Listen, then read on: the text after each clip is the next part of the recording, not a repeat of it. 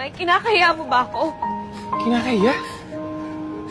Hindi kita kinakaya. Bakit mo ako iniiwasan? I just need time and space to figure things out. Naguguluhan ako. At hindi nakakatulong tuwing nakikita kita.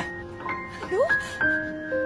Anong ibig sabihin nun? Ang ibig sabihin nun, tuwing nakikita kita, naaalala ko yung mga bagay-bagay na pilit kong kinakalimutan.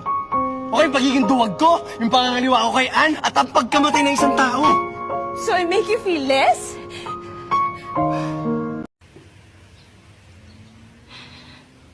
Pahiram ng asawa mo.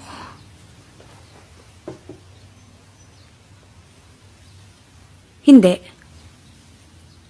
Ayoko. Kahit lumuhod ako dito ngayon, lahat ng gusto mo gagawin ko. Wala kang kailangang gawin.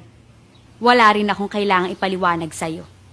Hindi ko siya pinagdadamot sa anak mo bilang isang ama. Pero bilang isang asawa, karapatan kong ipagdamot ang asawa ko.